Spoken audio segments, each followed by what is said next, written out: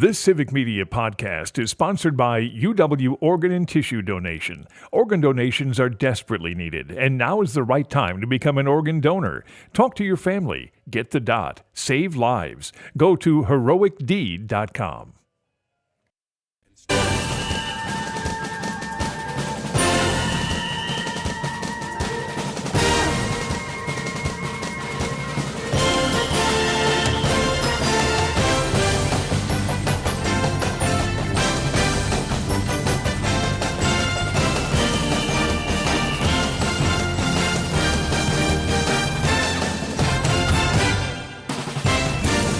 And welcome to the Big High School Sports Show presented by K5 Construction on 98.9 WXCO, online at WXCO.FM, mobile devices and Alexa by searching WXCO, and on the Civic Media app. We got our full slate in our transition show. We have the first hour. We'll focus on high school football. We'll be talking about the results in the state semifinals and look at the state championship round here in just a moment. And we have two coaches coming in this hour. We have Mosinee head football coach Kyle Stoffel at 6:20, and DC Everest Brade Mitchell talk about their playoff run. He's coming up at 6:40. Then hour two, we will transition to winter high school sports. We'll have a student athlete guest from girls basketball, Marathon junior Miley Hulke at 7:06. Plus, a look at last night's opening girls basketball results. Look ahead to the boys basketball season, hockey as well in hour number two. In hour number two, we'll have Jeff Gress make his first appearance during this season. But we get one more hour with Wausau West former head coach Jason Foster, and it's great to have you back for one more hour here. Yeah, it's crazy that we are talking about state championship going on. I was saying to somebody a little bit earlier this afternoon, it was a perfect day, early evening to transition to winter sports because the snow was actually falling for the first time. And so I had a little bit of snow on the vehicle as I was driving back here. So perfect time to talk about the transition. But let's talk about the football from last week. Let's start with the Division I game. We'll talk to Brade Mitchell about, again, the playoff run and this game as well coming up a little bit later in this hour. But DC Everest saw their season come to an end one game short of Camp Randall, falling to Bayport 34-27. Logan George, another good night throwing the football, 23 of 39, 249 yards, a touchdown, and an interception. Xavier Edwards, he's been somebody who's been very interesting, and he's been good. He has been really good, and he had himself a fantastic game against Bayport last week. 11 catches, 158 yards. Blake Bankston wrapped up an incredible senior season, 15 rushes, 84 yards as well for DCE. But Bayport's offense was outstanding as well. Their quarterback, Matt Stevens, 12 of 16, 208 yards, 4 touchdowns, added 18 rushes, 136 yards. Brady Moon had 15 rushes, 106 yards, and a touchdown. Sawyer Torp, 4 catches, 135 yards, 2 touchdowns for Bayport. Bayport was really good, and I think that's the thing that jumps out more than anything else. Everest obviously has had a wonderful season, and they gave themselves a chance even late in the game with a big rally. But we've seen Bayport, in fact, before as well with Wausau West, a very good football team, and they had a very good line as well in that game. Yeah, that's really kind of what jumped off the screen early in watching that game last Friday is the guys up front and their ability to run the football.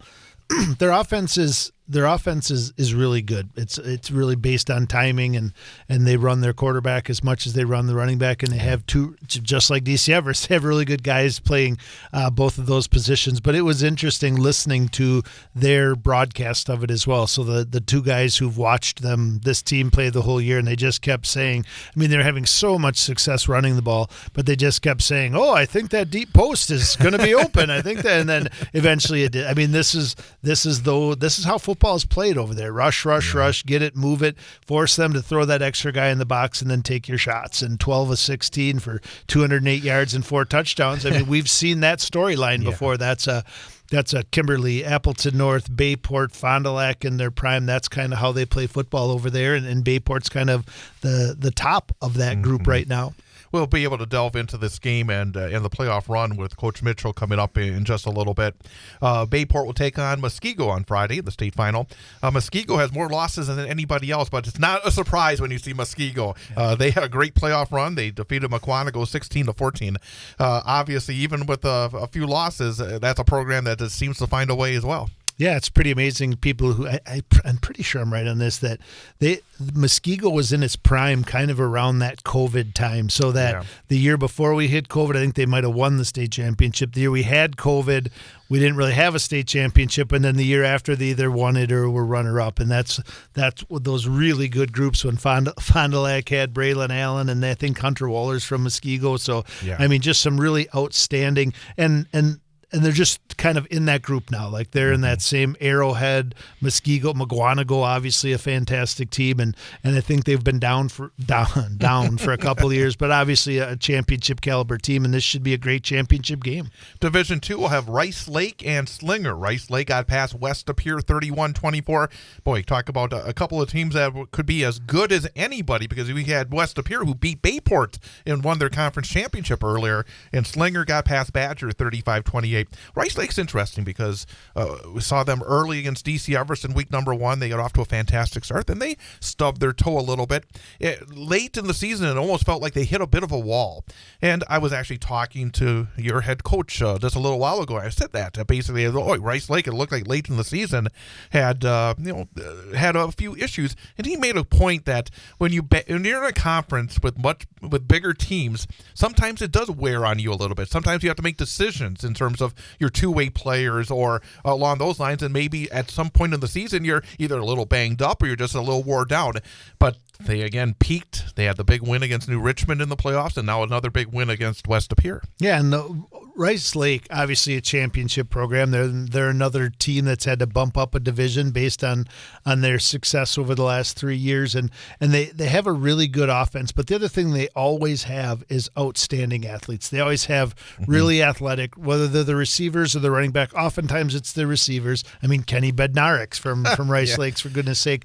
But I mean, they seem to find a way to win. We'll talk about it right now with Rice Lake. In a minute, we'll talk about it with Stratford, that even these teams bump up and their recipe for success wins. Honestly, it seemed like a tougher road to get back for both of those teams. Edgar, I think, will say the same thing about than it's been the last couple of years, but they just find a way to win games this time of year, and Rice Lake did it again. I'm going to go through D3 and D4 because I want to get to those Stratford and Edgar games.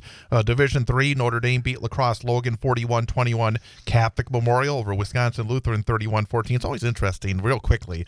You see a lot of the private schools normally in that level, don't you? Yeah. In that like Division 3, and they seem to be very successful, and again this year. Yeah, Catholic Memorial, and we all know Notre Dame. Catholic Memorial, I mean, I don't remember the last time that they weren't in a state championship game, and they always also, more so probably them than Notre Dame even, always end up having 2-3 kids going to very big Power 5 Division 1 schools. Usually they have 1 or 2 guys up front and always have a skilled player doing that. So they obviously draw really high, strong, talented kids and have made a nice run. But you look at that division, 3 of the 4 teams to make it to state were those private schools. So kind of an interesting dynamic at that level. And likewise in D4, 2 private schools, and they met. Racine St. Cat's beat Aquinas 12-6, and they'll take on Baldwin Woodville in the state championship game tomorrow night.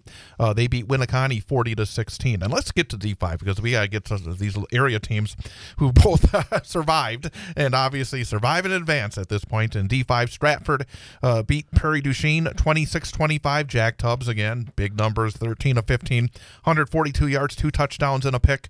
Brooks Vanderhoof, 16 rushes, 87 yards and a touchdown. Alec Chappell had 3 catches, 65 yards and 2 touchdowns. Added 13 tackles for Stratford. Blake Thierry had 25 rushes, 193 yards and 2 touchdowns for Prairie du Chien, but the Prairie du Chien actually had the lead late. Stratford found a way to score late and then hold on to win by 1, but it was quite a football game, real back and forth. Yeah, in Stratford, I mean, I give them credit. Like, we know in their conference they kind of have 3 or 4 tough games and 3 or 4 and they have a tough non-conference schedule as well, obviously, to run the table like this and make it back as they've bumped up a division. But the one thing they've been all year long is consistent, whether they won some of those lesser games really big or the better teams they've played consistent. I mean, Jack Tubbs does what Jack Tubbs does. I mean, he doesn't throw the ball 30 times a game. He throws it 15 and he completes 12, 13, 14 of them. 80% every week. Right. I mean, it's pretty amazing. And what that does, it makes it also extremely difficult to defend. You know that they're going to run the ball. You know how good and strong they are up front all the time. And that makes a lot of that passing come to fruition, a lot of play action, a lot of stuff they can do off of booting and moving guys around. And that's what they do. And Jack Tubbs a great quarterback. Tomorrow, Stratford will take on Wrightstown, who beat Northwestern 47-16. Know anything about Wrightstown? Anything to expect in this game? I don't know anything about them recently, but I know they have an outstanding program. They've kind of down that neck of the woods where teams we've talked about kind of all year long with we've talked about Valders and some of these other teams, the local teams, they're all kind of in that same conference down there. And I believe the only other connection that I'm pretty certain about is I think the head coach at Kaukauna came from Wrightstown, right. and he won that. State championships at Wrightstown before he came to Kaukauna, and obviously is doing a phenomenal job at Kaukauna as well. So strong program, great season, and this should be a great game. It'll be very interesting. Division 6, Bonduel fell to Grantsburg 34-29, and Lomira beat Bellevue 36-0. So tomorrow in the second game will be Grantsburg and Lomira. And I can't say I know much, if anything, about those programs. I just know they must be pretty darn good to make it this far. Yeah, I know we've talked a little bit about Bonduel throughout the course of the season as some of our local teams kind of matched up with them earlier in the year. We know they're good. So I think Grantsburg, it looks like that was a really good game, 34-29. So that speaks to it. But not very often you see a 36-0 game in level 4. So I don't know if that means Lomira's really, really good, or maybe Bellevue kind of had an easy path to get there. And then Division 7, and Edgar found a way. They edged Boyceville 21-20. Will Hackle had 11 rushes, 110 yards. Ty Schnelly, 13 tackles for Edgar. Edgar had a touchdown lead going to the fourth quarter, but then Boyceville just started to pound the football, and they scored twice. Looked like they were going to win the football game. Edgar had the ball late in the second half. They had a 2nd and 30 after an intentional grounding, but they found a way to get a conversion. And then all of a sudden, they started getting chunks of yardage, unlike what they'd had previously. And they got the touchdown, and they made the PAT and able to win it. And again, both Stratford and Edgar were put in that position where, you guys, you're getting prepared all year long.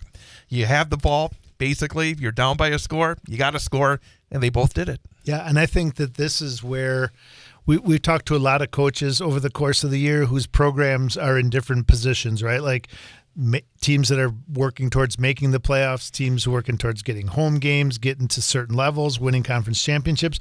But these are two teams who expect to win state championships, or at least compete for them. So that is the pedigree, and I think that's what helps them win these games. Like, the old saying, act like you've been there. Well, these guys have been there, and that's what it takes to win those games. And they Edgar Wildcats will start things off early tomorrow, taking on Potosi Cassville. They beat Kenosha St. Joe's, when actually a lot of the stuff I was reading felt like St. Joe's was going to be the team, but Potosi wins it 26-15. So it'll be Edgar and Potosi Cassville tomorrow to kick things off at Camp Randall. I would guess, based on history, it's always hard to bet against Edgar, right? Yeah, I think so. The only thing obviously they had a great win last year. I believe it was a year or two prior to that. They kind of stubbed their toe a little bit on a team that was undefeated and looked like Blackhawk Warren. I think they had beat Stratford pretty well that year too. So went into that one undefeated, and I think it was turnovers in that game. I'm pretty sure I was at that one, and tough. So that's what these games come down to, is penalties, or staying ahead of the sticks and not turning the ball over. So not knowing a lot about Potosi Cassville, other than Sam Oakey played basketball at Cassville. That's right. It should be a good matchup. And it seems like, and I'm sure it's just geography and demographics of where people come from, but it does seem like every time they make it there, it is a team from the southwest corner of Wisconsin that they end up playing. And then finally, the 8-player championship game was in Wisconsin Rapids last Saturday. I went there along with about 1,340 other folks. And Owen Withey wins a state championship. I believe that's the fourth time that Terry Lobby has won a state title. They defeated Lena St. Thomas Aquinas 50-36. But frankly, it didn't feel like a game that was that close. It was always about a 2 to 3 touchdown edge, but never a feeling that Owen Withey was going to get stopped. They just moved that football. They pounded the football the entire game, and they finished an outstanding season, perfect, and win the state championship in 8-player football. So there's what we have. Again, we'll have 4 games tomorrow and 3 games on Friday at Camp Randall Stadium with the state championships on the line. But here, our final hour covering football here for the Big High School Sports Show. We got a couple of coaches coming up in a little bit at 6:40. We'll talk to DC Everest head man Brade Mitchell. And coming up next, it'll be Mosinee's head football coach Kyle Stoffel. That's coming up in 1 minute here on 98.9 WXCO. On Thursday night, it's the season opener for the Newman Catholic High School girls basketball team. The Cardinals will play host to Assumption. Hear all the exciting action live on 98.9 WXCO, online at WXCO.FM. Mobile devices and Alexa by searching WXCO, and on the Civic Media app. Coverage begins with the pregame show at 7 and the opening tip at 7:15.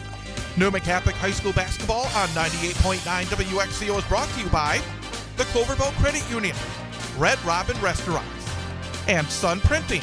It's Newman Catholic playing host to Assumption in the season opener for high school girls basketball. Thursday, starting with the pregame show at 7 and the opening tip at 7:15 on 98.9 WXCO. Online at WXCO.FM. Mobile devices and Alexa by searching WXCO, and on the Civic Media app.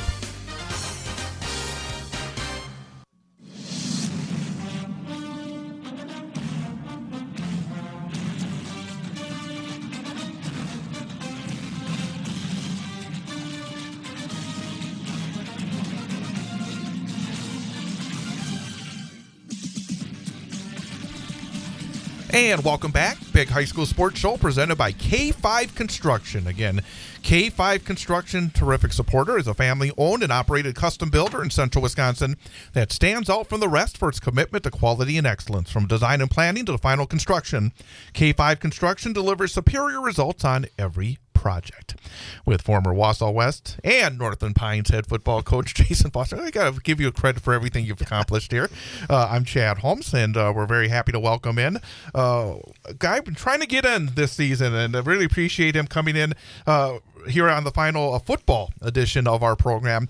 Kyle Stoffel from Mosinee. Coach, thank you for coming on in. Hey, thanks for having me. Absolutely. And again, it was another playoff year for your Mosinee squad. And we were just talking briefly before we came on the air. Going into the season, you knew that you had some significant talent that you had to replace. And then this season, it sounded like it was just an adventure in terms of trying to keep your kids healthy. And yet you were able to work your way into the postseason. In fact, you had a chance, in the final week of the regular season, even to get a share of the conference championship. I imagine that, with the expectations always so high at Mosinee, that you hope for a little bit more, but at the same time, when you look at the story of this season, your team did accomplish quite a bit. Oh, I'm very pleased with after the injuries we went through and the guys that we lost before the season, the guys we lost from last season, to win 6 football games and, like you said, have a chance to at least get a share of the conference championship in week 9. We were still in the mix of it in week 9, and then to host a playoff game. Obviously I wanted more, and I had bigger hopes going in the season. But now that I look back at what we went through, I'm pretty happy with how it ended up. One of the things that was a little different in addition to all the changes within your own program was the conference changed a little bit this year with losing Ashland and Hayward and bringing in Tomahawk and Wausau East. What do you notice different about the conference with those two opponents and losing the other two? The biggest thing is just the familiarity. Ashland and what was the other one? Hayward. How soon do you forget? Huh? No, it's just you never see those kids at all. You basically see them once a year when you play them. On the other hand, East, our guys are running into those guys all summer in 2 or 3 different sports. Tomahawk, they're a little farther away, but we're definitely more familiar with them because they are in our conference for every other sport. So that would be the biggest thing, is just the kind of a little more jaw-jacking on the, social media and things like that, and a little more hype going into the games because you're more familiar with those kids. When we had Treve on earlier in the year, I think he kind of touched on that too, in particular in regards to Wausau East. And I think we had him on the week before the East game, so he kind of talked about playing against some of those other guys in summer leagues and camps and different things like that, and kind of looking forward to having more rivalries like that moving forward. Yeah, it definitely, it helps to motivate guys going into that week. Just bringing up guys that they know that maybe said something or did something. So it's, any little edge you can get is good. As a coach this year, when you mentioned the number of kids that were starters on each side of the football that you had to replace, what did you find out? I mean, I imagine this kind of year you have to go through situations that maybe you're not used to, that you haven't had to deal with. For you and your coaching staff, what was it like? Did you find out anything about yourselves maybe that you didn't know beforehand when you have had smoother rides during the course of a season? Well, it's just, I wouldn't want to say we worked harder, but it was just, normally we've been lucky the last two previous years that we didn't go through many injuries. So this year it was just, we really had to take a look at what we had. We had to move some guys around. We needed to probably coach some guys a little harder than what we had to do in the past, just to get them ready to play at a level that we weren't really expecting them to have to play this year. So we had a lot of guys that stepped up. So I learned that we have guys that whether they're really ready to be out there or not, they want to be out there. They want to give us whatever they got, and most of the time it worked out this year. You're not willing to say it, but I'll say it for you, that you definitely worked harder and coached harder this year. And one of the things we like to do on the show is kind of put some of that stuff out there for the people who are listening, whether it's parents or community members who just watch college football and high school or college and pro football. The word I would like to use is perspective. Yes. I think there's always a need for a little perspective. Right. Out so there. we kind of touch on that, and I think parents, when you come from a strong program like Mosinee has, and people, you have really, really good success for years, and then you have a down year, so people start asking questions, pointing fingers, whatever the case may be. And the reality is, whether it's due to injuries or whether it's due to a class that has fewer athletes in it than the one before, whatever the case may be, the coaching doesn't change. Probably gets harder. The coaching isn't easier when you have those really good players, but it's probably different. So to finish 6-3 versus 8-1 or 9-0 in those 6-3, 5-4, even 4-5 seasons, you probably work extra hard in those years as opposed to years when you're more successful. No, definitely. I mean, it's just the fact of, we're Mosinee. We're not a small school. We're not real big. Our numbers aren't phenomenal at Mosinee, so we're very dependent on two-way players a lot of times, and you lose one of those guys, and usually I don't have what I mean. I don't have one guy that's close to that caliber, let alone I got to find two of them to play on both sides of the ball. And I'm not making excuses. Injuries are part of football, and I'm not the first guy to go through this, but it doesn't help when you're going through it, that's for sure. Again, we're talking to Mosinee head football coach Kyle Stoffel here on the Big High School Sports Show presented by K5 Construction on 98.9 WXCO. Let's talk a little bit about some of your guys this season. We'll start off with a guy you probably know pretty well, probably sitting around the dinner table often. We had him again on the program, which was very nice during the middle of the season, Treve Stoffel. And one thing that we always notice, because we're always going through the numbers, and obviously it's more than numbers, but when you have somebody that throws for triple digits, often runs for triple digits, and then gets double-digit tackles, the guy filled up the score sheet. I imagine he was also a guy that filled up a lot of leadership and what your team needed this season. Oh, definitely. He stepped up huge. He was a captain on our team as a junior. A lot of talk about the guys we lost, and I really wasn't worried coming in. I knew he'd step in and he'd fill that role. I don't know if I expected him to have the year that he had. I mean, he was really good for us, and obviously, there's a lot of expectation on him with his dad being the head coach, his uncle being the offensive coordinator. Mm-hmm. And he lived up to it this year on offense and defense. I was really happy to see that. I'm pretty proud of him. Does he go to you or to Todd when he wants a certain play during the week? Say, I want to do this week. That's offensively. He'll go to my brother. Usually, That's the one nice thing I have about having my offensive coordinator be my brother, someone that I've coached with a long time and really trust him. He's the offense. I'm not going to worry about it that much. I'll worry about my side on the defense. So if you need something on offense, go bother him. So who are some other guys who really stepped up for you this year and that you're kind of excited about coming back for you next year? Well, some guys that aren't coming back this year. Obviously, Brade had a huge year for us this year. He was kind of. The expectations on him, he's a big, strong kid. I think he could play at the next level, but he's going to go play baseball in college. So obviously he's real happy with him. Jackson Lindell went through some injuries this year. Again, we lost him for about 3.5, 4 games. But when he's there, he's been a leader on this team for 2 or 3 years now, so I was real happy with what he did. Some of the younger guys, Jarek Seeger, playing defensive back and some receiver for us. He really, especially towards the end of the year, he really stepped up and became a kind of a go-to guy for Treve, in the short passing and making some big plays for us down the stretch. Mitch Micklig stepped up. I'm expecting bigger, better things from him next year now that he's got a year under his belt at the varsity level. Carter Fondre, he didn't have an injury that knocked him out, but I think he sprained his ankle week 2, and it never got better. So it was just frustrating that there was another kid that I expected to step in and not have much of a drop off from the guys that graduated, and he got dinged up and he couldn't get healthy. So it wasn't the kid that I was expecting. I mean, he's still out there working his tail off. It just, it is injuries. Yep. You're glad that kid wants to play through it, but it sucks when you know they can do more, but they can't. So those are the guys that I'm really expecting to make big strides and really carry us next year. Is that one of the great aspects about high school athletics is you talk about the kids that have to go through the injuries to dig deep. And I imagine that for all the young men on this squad, they learned some life lessons where it wasn't easy, but they were still able to be successful. And they probably found out things about themselves this season when you talk about the kids that play through the injuries. I mean, that's always a very impressive aspect. And it is. And I put pretty high expectations on these kids that, you know what I mean?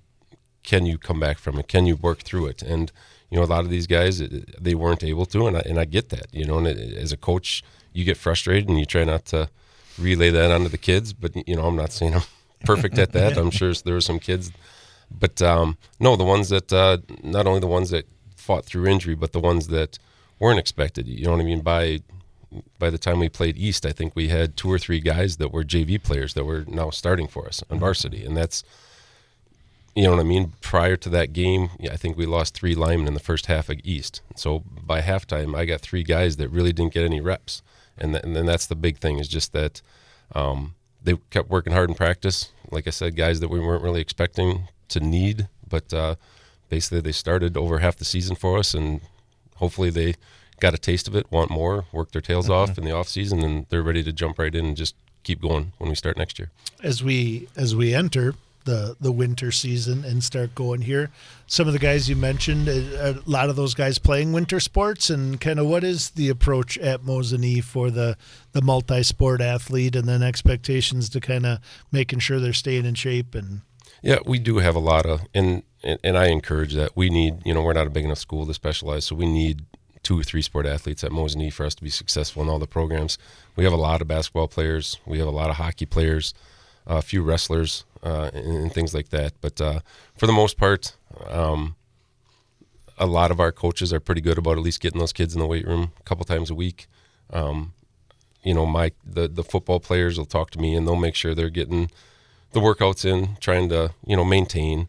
The guys that aren't in a winter sport, it's not always easy convincing them, but we've got a pretty good commitment from kids that come in the summer, but now some of these kids that aren't doing things in the winter or maybe the spring, we've really got to, take advantage of those 3 or 4 months to get a jump on things before we get to the summer. What was the highlight this season? What was maybe the game or the moment that was the best moment for Mosinee? The best moment? I don't know. I guess I haven't thought about that. I guess the thing I'm most proud of is just that, boy, I don't even know. It's basically, I think the 6 wins, me personally knowing, like you said, a lot of people are probably looking at Mosinee like, oh man, they lost 4 games, but, we did. And, we had to do that with a lot of guys without a lot of guys that I was looking for big things from this year. And with a lot of guys that had to step up and do good things for us. So I guess that was the highlight for me, is just that even with some of the downfalls that we had, some of the things that we were going through, we kept competing every week. So, Coach, you took a different team into the game this year due to injuries and graduation and whatnot. But one of the questions I wanted to ask was, you guys played Stratford this year, and Stratford obviously rolled, up a division. So, Roland, what did you notice about Stratford this year compared to the year before? Did you feel, and it was early on, I understand, but did you feel they were that caliber of team again? Did you feel they were better than the year before? Maybe not quite as good? What were you thinking? So I guess the biggest thing I noticed is that they didn't have that, last year they had the running back. Kilty was just, you knew he was going to carry the ball 25, 30 times a game, and he was a big, strong kid, and he was going to get his yards. You were going to have to play real well, or he was going to get his. This year, I was a little more worried. They have some athletes on the outside, so we thought they'd pass the ball a little bit more, but no, they up front, they're not huge up front, but those guys, they're probably 210 to 230, maybe not even 200 pounds, but they're not afraid of anybody. They line up, they get off the ball, and I know that, that's kind of where we're trying to get to with our guys up front, is to match their intensity. And the last couple of years, well, the year before we tied them, so we were close. But last year or 3 years ago we tied them. Boy, it's been that long already. Get older, time goes by so much faster, doesn't it? No, we're just, I like playing them. They're a tremendous program. Tubbs has got that going well. I don't know if he's going to keep going after Jack graduates here, but they're a program that no matter who's there, I think they're going to keep guys around, coaches around that are going to keep the same system, the same mentality, and the intensity they have. That's our goal. That's why I like playing them to start the year every year. It kind of gives us a good test of where we're at, because if we can match their intensity, I know we can do some good things too. And state of the program, we like to ask the coaches about it, because everyone looks on Friday nights, sees the varsity squad. It's so much more than that. How do you feel about the state of the program? Are the numbers good up and down the program? Do you feel confident that Mosinee going into, say, 2025 has the numbers that it needs to continue to be the kind of program it's been for the last number of years? I am. I'm confident. I know we got the skilled guys. Obviously Treve coming back is a huge asset for us. We've got a couple, two guys that played receiver, either started or were rotating in every play. We've got our running back. We've got 3 linemen that, because of injuries, played a ton this year. So, we're not going to be the biggest, baddest guys up front, but we've got guys that that have got a season in now, and if we can get them in the weight room, put on 20, 30 pounds of muscle, I might be dreaming a little bit there, but you got to high goals, stand. Right? Yeah, you got to. If you ask for it, maybe 1 or 2 of them will get it for you. No, I think our depth is. I don't think we're going to be as deep as I'd like to be. So once again, we're going to have to stay healthy, but I like where we're at going into next year. And I guess if you have anything else, I got one final question. You're sporting some nice gear, and South Dakota State, and Davin is how's he doing? He's doing it's awesome. He started since day one this year. That was a surprise. I don't want to say a surprise, but I knew going into that type of program, I wasn't expecting to have to coach games on Friday nights and run all over the countries on Saturday to see him. But it's been phenomenal watching him excel at something he loves. He loves it there. He loves playing. He's getting a ton of playing time. Early on, he got a couple catches, and then it kind of took him a while to gel. So now he's back to the quarterback's looking for him a little bit. So he's getting 2 to 3 catches a game now. So he's, that always helps a little bit. It's not the biggest, it's not everything, but it helps when you get the ball in your hands once in a while, especially a kid that, caught a lot of balls and, was a very, predominant player in high school. So, no, it's they seem to be playing really well right now, going down to the end of the season here. They had a tough loss to North Dakota State a few weeks ago, but they should be probably, I would guess, a 3 seed at the lowest going into playoffs, and which means they'll get a bye and host a couple of games, and hopefully they can make another run, and I get to take a trip to Texas in the middle of January. Fantastic. It's also exciting that program actually is getting more and more guys into the NFL. So it's got to be exciting to be watching it and playing there, and then being able to watch games on Sunday and know that the NFL recognizes who they are and what they're doing right now. It is exciting. And, it's, there's a couple of guys that are some of the better tight ends in the league right now that came from there. And so, I'm not assuming anything, but I would like to think that, a kid that starts for 4 years at a college that's known for developing tight ends will at least get a shot, and that's exciting for me. It's exciting for everybody in Mosinee, our family, all that. Excited about his future and watching him get better every year. Coach Kyle Stoffel, Mosinee High School, thank you for coming in, and enjoy those college games the next number of weeks. Thank you. Coming up, we're going to talk to another head football coach, Brade Mitchell of DC Everest, back with us to talk about the Evergreens playoff run that's coming up in 1 minute here on 98.9 WXCO. It's the start of another high school girls basketball season on Friday night for the Wausau West Warriors. The Warriors will play host to Always Tough Neenah. Hear all the exciting action live on 98.9 WXCO, online at WXCO.FM, mobile devices and Alexa by searching WXCO, and on the Civic Media app. Friday night starting with the pregame show at 7 and the opening tip at 7:15. Wausau West Sports on 98.9 WXCO is brought to you by the Cloverbell Credit Union, Red Robin Restaurants, Sun Printing, the Wausau West Athletic Department, and Coast to Coast Marketing. It's Wausau West taking on Neenah in high school girls basketball. Friday night, starting with the pregame show at 7, opening tip at 7:15. Live on your home for the Warriors, 98.9 WXCO, online at WXCO.FM, mobile devices and Alexa by searching WXCO, and on the Civic Media app.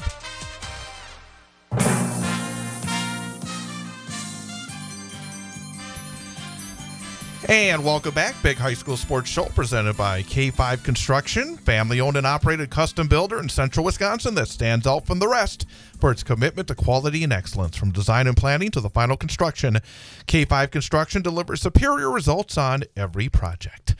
With Jason Foster, I'm Chad Holmes, and we're very happy to welcome back to the program for the second time this season the head football coach of the DC Everest Evergreens, Brade Mitchell. And Coach, number one, congratulations on a terrific first season as head coach of the Evergreens. Yeah, thank you for having me. It was a fun ride. Last time we were with you, it was right after the Stevens Point game, and obviously that set you up in terms of the conference. Since then, a lot has happened, and I want to kind of start with when you got a number 7 seed. Obviously, as the conference champions, I imagine that was a bit of a surprise. So what was the thought process when you're sitting there watching the bracket reveal and seeing your number 7? Yeah, it was definitely disappointing, but we kind of had the whole group together. We were expecting an awesome event. We had everybody together. We had breakfast together and then watched the reveal show. So, there was obviously some guys upset, and we allowed for about 30 seconds to be upset, and then it was, hey, this is the hand we're dealt. Let's go roll with it. And I think it was huge for our guys to kind of have that mindset of like, hey, this is how they viewed us. This is where they put us. And now we get to go prove everybody wrong. And I think they kind of use that each week as like, hey, we don't forget that there's a 7 next to our name every game that we go play. And I thought that was huge for our guys. Yeah, it's interesting because that completely screwed up, obviously, as Chad and I have talked about many times on this, the whole system, and certainly in your situation. But and not to rip off any scabs, but other than, like, I think you used it as great motivation for you guys, but the all of the levels of disrespect, right? Like we just beat Spash and we're conference champions behind them. Yep. And Chippewa Falls with not a very good record and being across the way behind them. Hudson, I mean, it was just it was great. I hope your success this year, I don't know what the heck the algorithm is or what it means, but I hope the success you guys had this year allows for maybe that to tip this way, generally speaking. The one thing I hate about the formula, and it never has made any sense to me, is that they reference past playoff success, which is so, I mean, whatever. You're Stratford, you're Edgar, you go every year, I get it. But like that team's gone, it doesn't matter. But if we're going to use it, I hope what you guys did this year. And for me, congratulations. It was awesome. You were a transition, right? And it was very different forever. So I'm very, very happy for you that you were able to come in and do that and take them to this level where they haven't been in a minute. But then I also, like, we talk a lot. We've talked a little bit about it. We've been talking about it for years in this area that we need to improve football in this area. And I think you guys took a really nice step towards that this year. So talk about how I'll give one more anecdote before I ask the question, but Xavier's brother Keaton teaches at Wausau West now and coach football for us, and it was one of the earlier games a couple weeks ago. I was talking to him in school on Friday and asked him if he was coming down or going down to the game, and I couldn't make it, but he asked if I was. I said I'd be watching it, and he kind of sheepishly asked, do you hope they win? I'm like, yeah, of course we hope they win. Like, they're representing Wisconsin Valley Conference. They're the only one left. So knowing that, like, do you guys talk about that as a team, that at that point, obviously you're DC Everest, you're winning for DC Everest, but as a group, we talk about it a lot at perimeter camp and stuff, that we are trying to improve football in this area. And that, did you guys kind of take that as part of your responsibility as well, or part of your load moving forward, that you were representing our part of the state? Yeah, I think, like, as a staff, we kind of talked about that a little bit. we'd mentioned like, now at this point the conference was 3-3 going into that last game, and so there was a little bit of that. But I remember sitting here back in April when we had that first one, and that was kind of a thing that we talked about, was that, hey, we want to get football in this area. We want to have some success in the playoffs, and we can control our part of that. But we know, like, hey, the football that's played here is really well done, really well. That we do a really good job up here, but for whatever reason, there hadn't been that success in the postseason, and so it was huge for, I think, probably more as a staff for us to kind of think about that and put that on us. I think for the players, like, it was about, hey, what can we do? Right. And again, that was something that this group, when we had our leadership meetings in the spring and stuff, was a goal that they put on their list. Hey, we want to win in the playoffs. It had been a while since Everest had done it. It had been a while since, somebody from the Valley Conference had won not against another conference opponent. So it was a goal and something in the back of our mind all year, and we were able to do it. I'm glad you remember talking to me back in April. Oh, That's impressive. I feel really, I feel $1 million right now. Yeah. Again, we're talking to Brade Mitchell, head football coach at DC Everest, here on the Big High School Sports Show.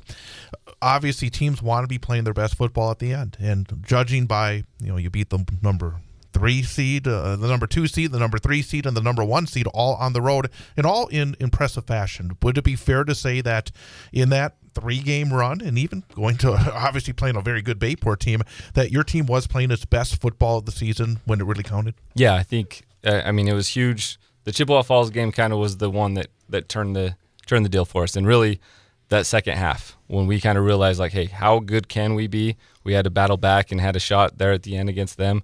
And then to roll that into Spash, which is, going to be a big rivalry game. It was for the conference championship, and to be able to battle back and do everything that we needed there, I think it just kind of set us up that, like, hey, when we do things the way that we're supposed to, we can be really good. And I think each week just kind of using that and continuing to build and build and build.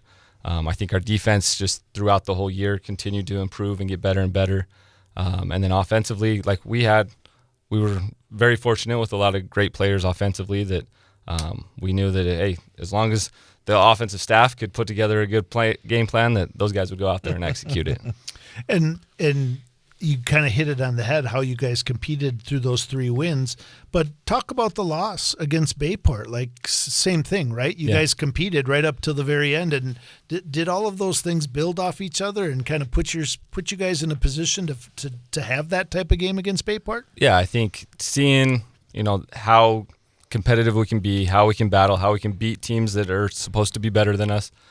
We never felt like we were out of that game. Like, there was a point where it was 34-10, and we didn't feel like we were out of it. We knew that, hey, it's going to be a tall task, but getting the onside kick out of halftime was huge for us. After we were able to go down and score, get another onside kick, and that was, Jake Stasiak had been doing that all year in practice. Like, he's been showing that he has that ability. So we were, hey, we were backs against the wall. We got to rally and go get it. And I think, our guys used that kind of mentality throughout the whole playoffs. We kind of talked going into week 1 against Hudson, the burn the boats was kind of our theme going into the playoffs, that, hey, there's no turning back. We get off those buses like, hey, well, the only way home is back on their buses, and that's how we have to do it. And the guys really bought into that and really kind of took it as their own and made it a big thing. So what was the key in that Hudson game right away? Because obviously, I don't think we talked about before the game. I mean, for 7 versus 2, it was not a 7 versus 2. It could have been at steam very easily. Yep. But the way your team did dominate that game, what was it about that performance that really was a key? Because again, I think when you looked at it, not surprised you'd won, but the way you did it, what was the big key in that game? I think defensively was huge. They're really good at what they do. They kind of run that power read stuff, and so we had to have a really good game plan going into that. And I remember, that was a Saturday after the reveal show. Staff was all together, and kind of the players went home, and it was like, all right, let's get this film and let's get going. And myself and a couple of the defensive staff and a couple of the offensive guys as well, we sat there all day Saturday kind of dissecting the film. Okay, how are we going to stop this? And I think that was a huge thing. I know offensively we were able to put enough things in place to be good and continue offensively, but our game plan going into that defensively I think was huge, and being able to stop their quarterback run stuff and their power read option stuff that they were really good at and had success with. And then, I think we kind of hit a little run where we scored, got an onside, and went back And at a high school level, like it's tough to kind of stop that momentum once we had it going. Right. I remember being at West played Wanakee level 1, and I remember being in Wanakee and Wanakee did a great job of updating those scores on their Jumbotron. They had dispatched all the games from our section were in there, and they constantly, from the first quarter on, were updating them. And as I watched you guys just kind of start rolling Hudson and then watched us playing Wanakee, I mean, at that point, to me, it was like, Everest going to walk through all of these guys because I don't know. I left that game thinking, holy cow, West let one get through their hands, and that's a game they could have won. And knowing how well you guys were playing, so I think that's part of it, right? Like one of the most exciting things about this postseason, and I'm talking about you guys because we lost in level 1, but was playing these different teams and playing teams from different parts of the state and knowing that there's such a mental component to it, right? The Kimberleys, the Appleton Norths, the Ninas, what they've done to us over the years. So to go play people without that in there and just seeing fresh faces and new stadiums, honestly. You guys went on the road for all of them and played in some different places. And so just kind of talk to that a little bit, like how – and you're kind of new, so you haven't played a ton of these teams or the Fox Valley teams in that area. But as a program, going and playing some new teams, that had to be kind of refreshing because your staff has kind of been around for a long time, many of them. Yeah, absolutely. I think that there's definitely kind of, in their heads a little bit with the conference to the east of us and what they've done in the playoffs. And so I think that was a big part of it. Like, hey, we got to go to Hudson, Madison Memorial, and Wanakee, places that we hadn't been to, hadn't played. So we didn't have any, hey, last year this happened. It was, hey, Nina, we knew what they did to us the year before. Like if we had to cross over with them, there was going to be kind of that mental aspect of things. Where these guys, it was all about, hey, what have they shown on film? And, sometimes it's tough to really gauge, and you get into a game and you're like, wow, that kid looks a lot better now than he did on film. But I think just, having that ability to game plan off of that and kind of seeing a full season's worth of games and kind of, okay, what are teams good at? What is their base? What are they trying to get to? And not really have any preconceived like, this is what they've done in the past, but just look at who they have now and that ability. And then, that's when it became fun and filling up the whiteboard with the game plan and what are we going to try to do? What are we getting after? It was a lot of fun. And even to some extent, Bayport was kind of the same way, right? Like it would probably been different going and playing Nina or Kimberly in that. And obviously, Bayport's great and it's won a state championship now and going back. But I think that even when I saw that, as soon as I saw it was Bayport, and that when I was like, I think they can beat Bayport. Like it was just kind of fun to watch those kind of unfold that way. And some years that's just what it is, right? Like it's kind of it's where you fall and the mindset. And it was a great run for you guys. Yeah. Well, and that's what, like, thinking about it, like this is as far as I've been as a coach, right? Making it this far. And I've always thought like, man, like to make it to the semis or whatever it is. And then you're in it and it's kind of like, hey, I'm just trying to win the next game. Like as long as I can just win this game and not make it about having to win 3 or 4, like, and that's kind of where we found ourselves every Saturday was like, all right, like put on the tape and hey, I think we got a shot here. Like we've got a chance. And I mean, we fell 7 points short, but I think going into it, we were like, hey, if we can do X, Y, Z, then hey, we've got a shot. And we did X and Y, just couldn't quite finish it off. End of your first year, and obviously it's always going to be, no matter what happened, it was going to be a special year taking over a program like DC Everest. But to work with the seniors that you did, and for that group to lead, I guess a good word would be a renaissance for DC Everest football. What does this group of seniors mean to you? And I imagine this will be a group of seniors that kind of sticks with you for a very long time. Oh, absolutely. Yeah, this will be a special group. I remember telling my wife probably in the summer, like, gosh, I wish that this senior group was almost juniors. Like, I wish that I almost had 1 year to get things established and then a year with these guys. But I don't think I would ask for any other group. They were instrumental in all of this and, led a lot of it. The leadership group that we put together, the senior captains, what they did and how they kind of led this and just allowed this group to come together, I think was huge. At the high school level, there's so many different groups of kids and so many different variables that go into it. And I think their ability to kind of capture everybody and get everybody bought in, from the freshmen that we pulled up to dress and to be on scout team, to the juniors that didn't play a whole lot, but we needed them there.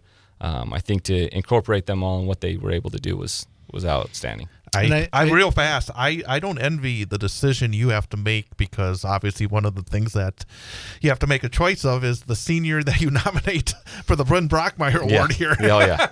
I'm not going to ask you who it is, but I know you have some very, very good choices in that group of seniors.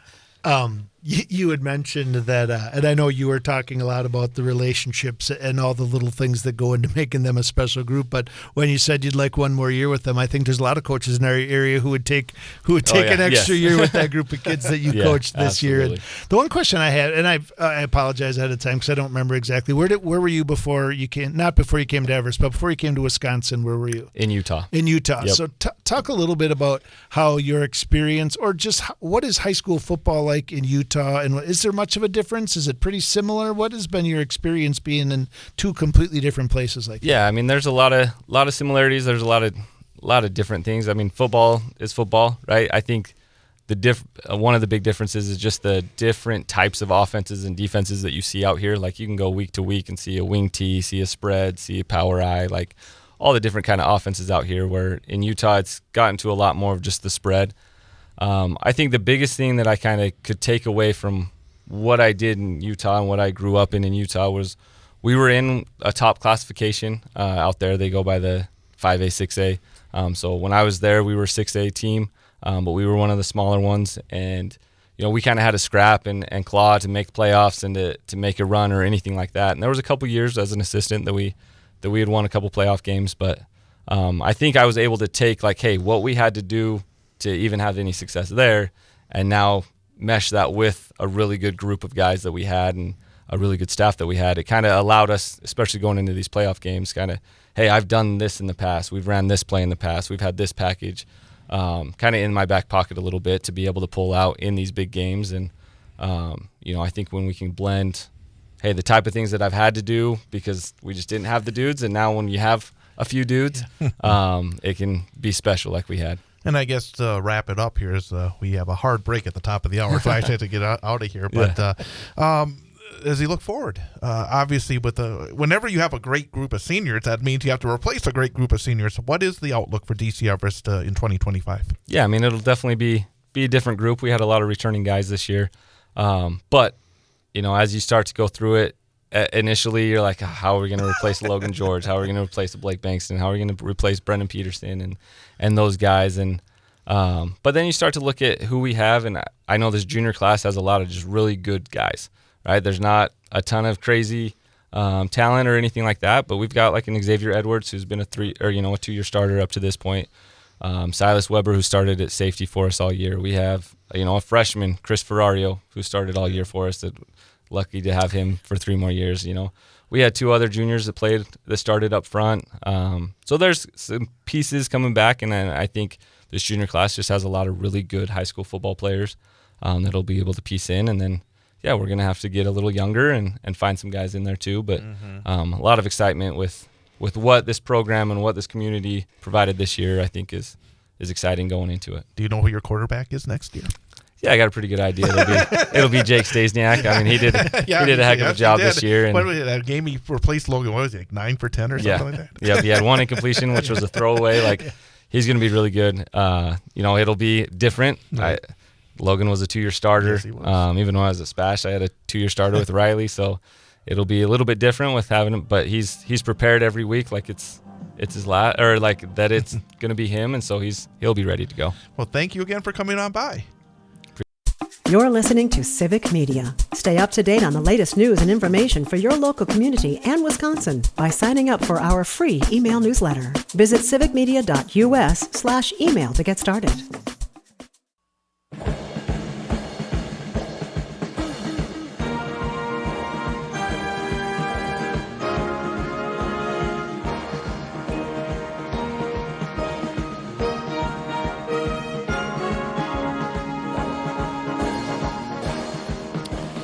And welcome back. It is hour number 2 of the Big High School Sports Show presented by K5 Construction.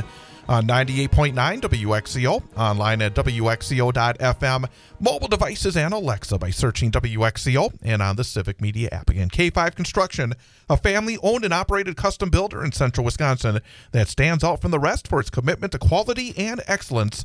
From design and planning to the final construction, K5 Construction delivers superior results on every project.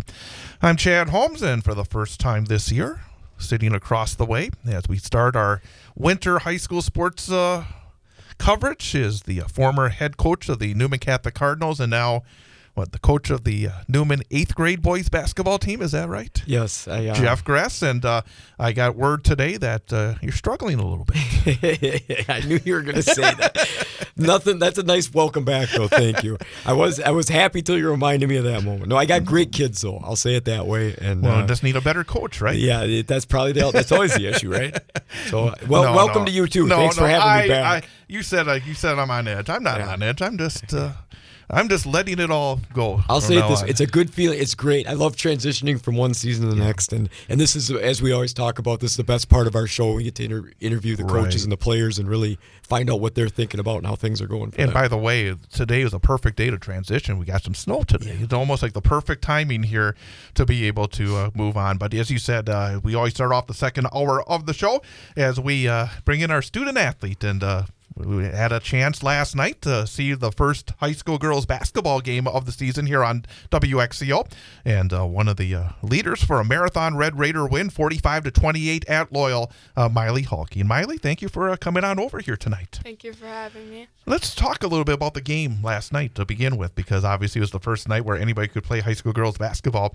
And it was a slow start for you and your team. It was like 14-2 you were down. You were down by 12 at halftime. It still was a double-digit game about 6-7 minutes into the second half, and then boom, the Marathon Red Raiders went on a run, outscored Loyal 32-3 and earned the win.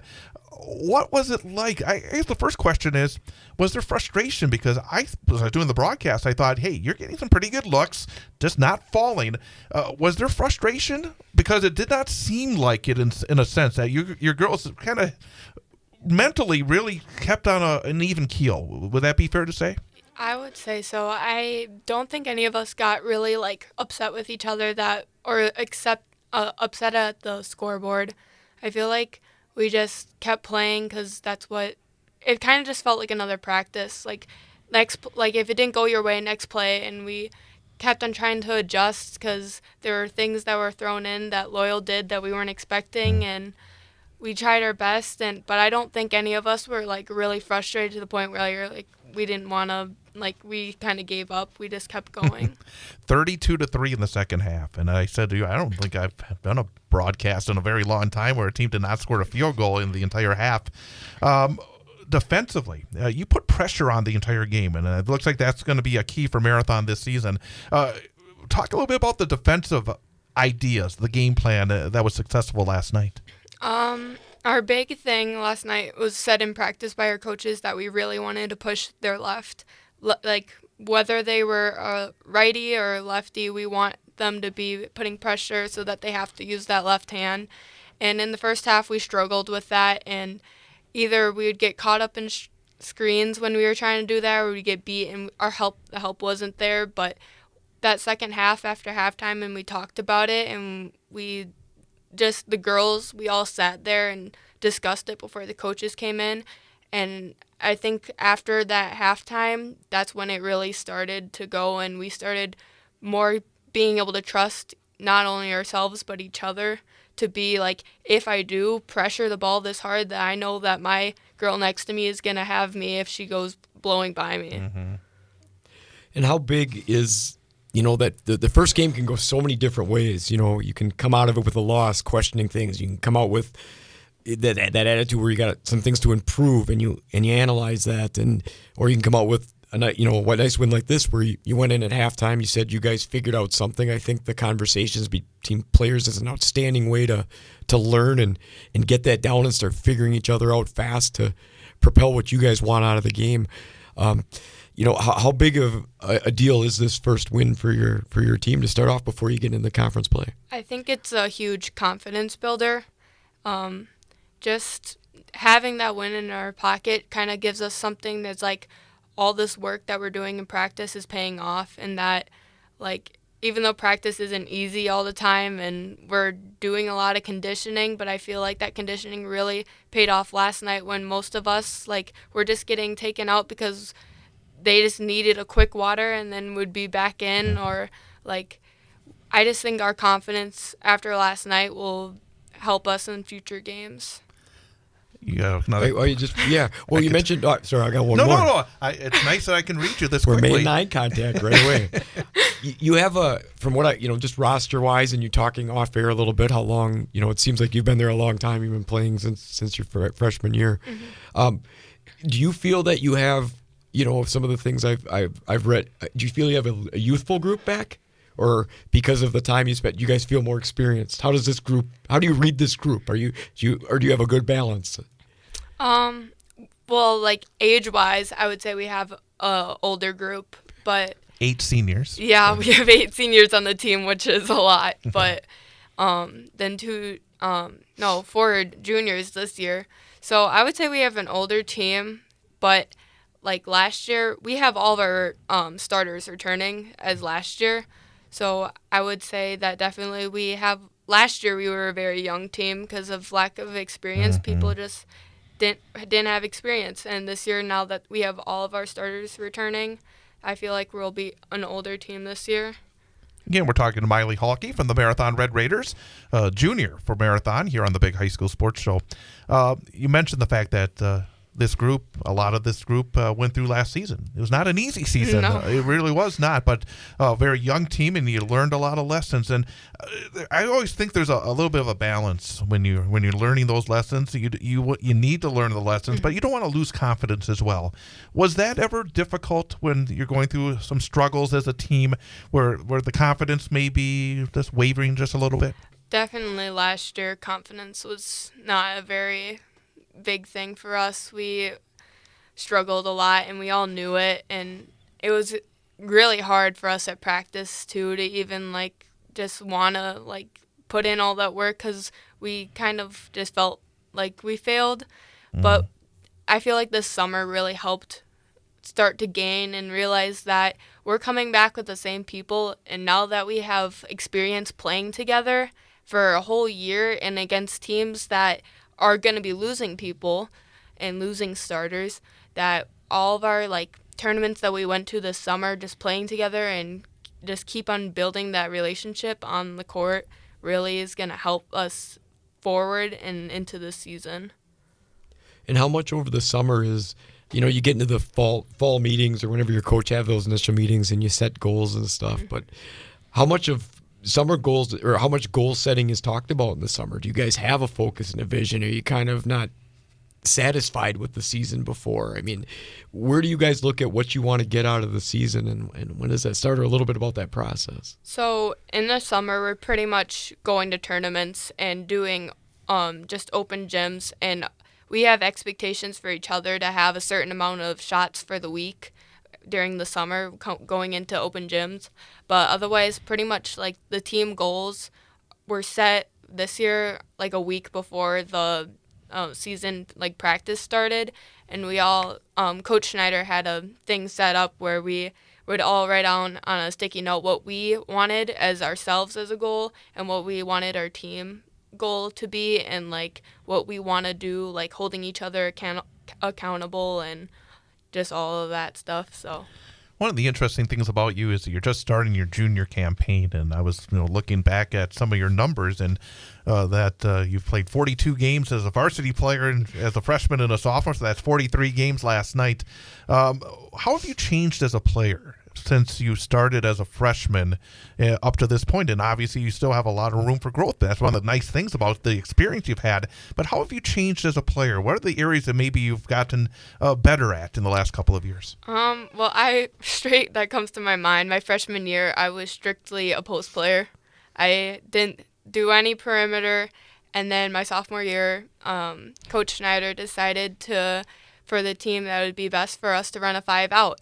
So that was a big change, going from all of my years of basketball being a post player and then being told that I'm going to be playing perimeter. I was kind of freaking out a little bit. But that definitely, I am so thankful for that because my game has really expanded that now I can score within the post because of all those years that I have of post moves, and now I can also score from driving and shooting from the perimeter. And you just some of the stuff you just talked about sounds like you're good at self-analyzing, as we should be as high school athletes, to understand what we can do, what we got to get better at, what weaknesses we want to make into our strengths. Looking at your team, how would you, going right now, just kind of short evaluation, short practice so far, or short practice season so far, and then just your first game. What are some things that right now you're like, this is what Marathon girls basketball is about. This is what I feel really good about. Maybe something, hey, after last night or a couple practices, we want to tweak this as we get into our conference play. Definitely what I've noticed since this first week, the first week of practices, I've noticed that in practice we work hard, and that's something that I feel like has been a switch. Not saying that in previous years we haven't worked hard, but I feel like there's not a time in practice where we're like, okay, we're too tired to do the extra. Like in practice, we bust our butts to do the best that we can, and we do hold ourselves accountable. Like we miss a shot in practice, you'll see girls on the ground doing push-ups just because they messed up, and it's not that they're necessarily just hard on themselves. They just know that them doing that is going to help in the games, just being able to make those shots because you'll know what your mistakes are. So. And what do you, and something you see maybe early on that, hey, we want to, it's early, but something we really want to focus on and make it improve a little bit?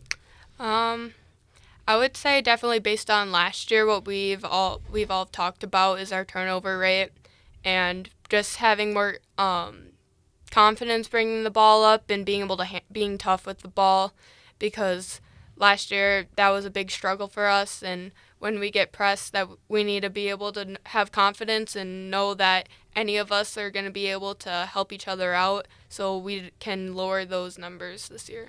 Do you have a favorite rival, a team that you like playing the most? Oh. My favorite or like my least favorite? Well, I guess the game that you focus, the one that's it means the most to you, the ones that get the adrenaline flowing, that you really want to win. Maybe or you can answer it any way you want. It's always nice to play Newman. It's always nice to play Newman. Do you know a lot of the girls from Newman? Yeah, I know a couple of them just from playing against them. It's just, I feel like there's always them or Edgar, just because of the rivalry between Marathon and them. But well, does some of that rivalry, because the neat part about school systems, and I know for ours is, the Merriwood, some of those rivalries and those games, you start to get to know those kids, those early on. You can be playing since fourth grade. Mm-hmm. And then it just seems that, a game of chess, who's getting better, who's able to do this. I'm banking a lot of those start early on. Yeah. And then they just formulate themselves. Yeah. Are you involved in any other sports? I'm in volleyball and softball too. So a 3-sport athlete, how do you go about trying to balance your time? Because I think one of the things as a high school athlete, especially when you're a multi-sport athlete, you have to be able to have the ability to do your schoolwork, to do your sports, to be as ready as possible, but also to be able to have time with your friends and your family. How do you try to balance your time? I'm pretty focused. When it's that season, that's the sport that I'm focusing on. But then my summers are very crazy because of all of the summer leagues. I have my whole calendar that's Mondays volleyball, Tuesdays just open gyms, and I usually then those days are just open gyms, no games, and I'm trying to hit on each sport, just trying to get better, and then you have to work around all the tournaments for each sports. But my summers are pretty crazy. That's probably where things get mixed up, but otherwise, it's pretty much just each season I try to focus as much as I can on that sport. So then whenever it comes to the next one, then that's all my focus is. So I like that answer of focusing on the sport at the time, because it gets messy being a multi-sport athlete. No coaches can judge this. No family members or players can judge this. Do you have a favorite? Yeah. Okay, you can say it. We're no passing judgment. It's basketball. Okay. Is there anything that it makes that a little bit more exciting or more, I don't know, the level of what you like it for? I don't know. I just feel so like, it's so hard to explain. It's just basketball. I just feel like I just have like, it's not that I don't care about my other sports. It's just like basketball's got like before games, I'm more nervous before, and I just feel like whenever I achieve something, it just feels like so much more like a success to me. And I feel like basketball also, like, it's very easy for me to want to like pick up a ball and just play and like just work on it because it's something that I truly want to get better at and do. So. Good answer, because we're in season. Hopefully Coach There you Schneider's go. listening. We'll get a couple extra brownie points. Do you have a favorite class? Right now, probably my psychology class. That's probably my favorite one right now that I'm in. When you are not involved in all these sports, when you're not involved in your studies, so what do you like to do to maybe get away from it all? Other than probably spend time with my family, I'm gonna be hunting this weekend, so I hunt. But I don't know, I'm like so busy with sports. It's like if if I'm not playing a sport, I'm practicing a sport. When you let's get back to basketball. Do you have hopes to play at the next level? Because it sounds like you do have a love for the game. And again, you have a couple of years to develop, but is it something you hope to keep on being able to do for as long as possible? If the opportunity comes to me, I would be thrilled. I would be very happy, and I'm wanting to be my high school experience to be able to be my senior year the best that I can be, and if that gets me somewhere, that will be amazing. Do you start? I know kids or students have different times when they start pursuing things, or some have a track already planned. Have you started looking at colleges yet, or is that just a foregone, far away enough thing, and you want to enjoy your junior year? I mean, I haven't toured anywhere, but like I'm always thinking, because I'm still trying to figure out what I think I want to major in and stuff, and I have ideas, but like nothing that's set yet. So. Anything else before we get to our final question? But you look like you have more. I just had one. No, it's just one more. It jumps back into. You can have two more. You can have three more. Whatever. It jumps back into basketball. I always, from coaching in the conferences to being, a teacher at Newman, I see a lot of the both the boys and the girls Merriwood conferences, and I just think for small school conferences and the type of competition you get, it doesn't get any better than that. Teams are just always going after it. So from a spectator's role to a fan's role, I think it's really good basketball at a great level. In your conference, do you guys, everybody kind of has an idea of where you want to be the conference champ, you want to be the top dog, but there's teams in your way, and these teams have this and that. How do you think the conference shakes down right now? I mean, highs and lows, teams that are tough, teams that you really want to beat because they're rivals. What's your analysis of it a little bit? I feel like our conference is going to be very tough. Assumption is always strong, and that's always a very tough game because of their press. And now I saw the Auburndale score last night, and I was like, okay, that's a little bit intimidating. Like our confidence was high from our comeback, but they beat a team by 50 points. So, Stratford won 71-35 last night too. So against who? Merrill. Oh God. So everybody was doing pretty well last night. So it's gonna be a very tough conference this year, and we're very much hoping this year, considering last year we didn't win a conference game. Right. We're hoping that we're not at the bottom this year and that we can have close games against good teams and that we can pull out a win this year against our conference, no matter how difficult it's going to be. So I would say that. You got Stratford on the road next Tuesday, right? Yep. So that's always a weird gym. It's at that stage right there. And, anything else before we go on? Go ahead. Okay. We always ask our student athlete guest a question, and I think often it's more geared towards seniors who have gone through a lot, but you've got experience. So I think it still works for you because you've had 2+ years of varsity experience, multiple sports as well. But for, say, a freshman who's just joining one of your athletic programs, either volleyball, basketball or softball.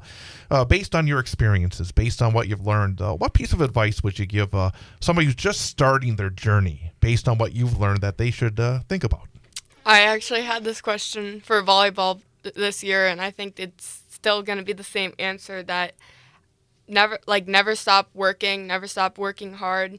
Even if you're not where you want to be, you'll never know when an opportunity will present itself. Things change all the time, so don't give up and just keep working, because you'll get there.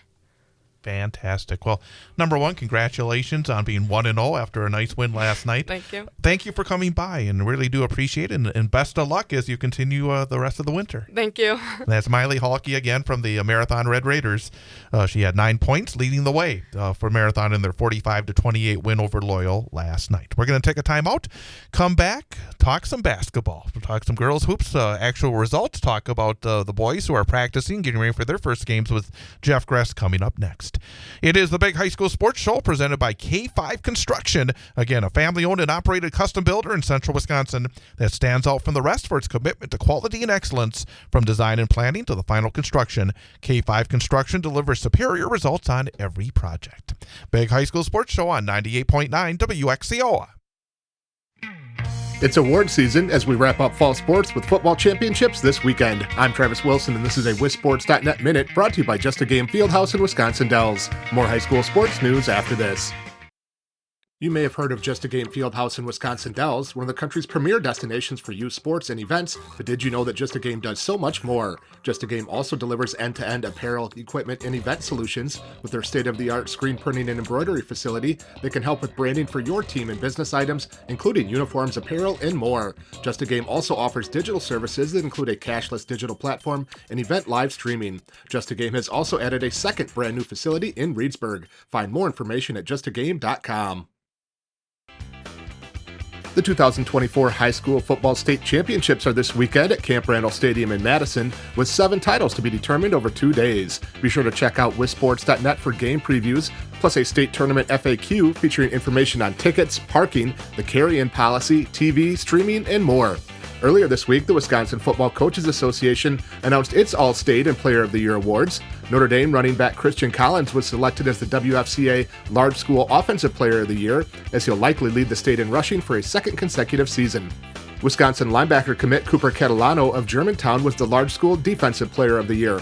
The Small School Offensive Player of the Year award went to versatile Prairie du Chien senior Blake Thierry. He ran for more than 1,600 yards and had more than 900 yards receiving this season. Potosi-Cassville senior linebacker Isaiah Groom was the Small School Defensive Player of the Year. The WFCA also recognized Jared Schultz of Northwood Solon Springs as the 8-player football player of the year. Brady Bortz of Kiel, Wyatt Graffin of Columbus, Carson Fletcher of Racine Horlick, Drew Kortz of Freedom, and Eric Schmidt from Marquette were two-way All-State selections. Head over to WisSports.net for the full All-State list. This has been a WisSports.net Minute. Check us out online at WisSports.net.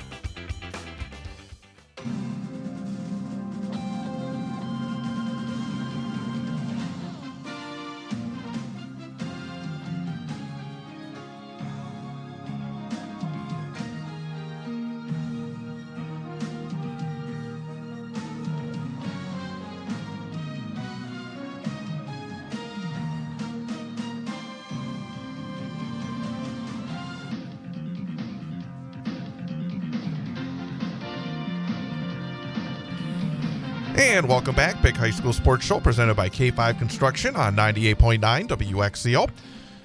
Really impressive young lady. Really enjoyed talking to Kylie Halke. Yeah. Miley Halke.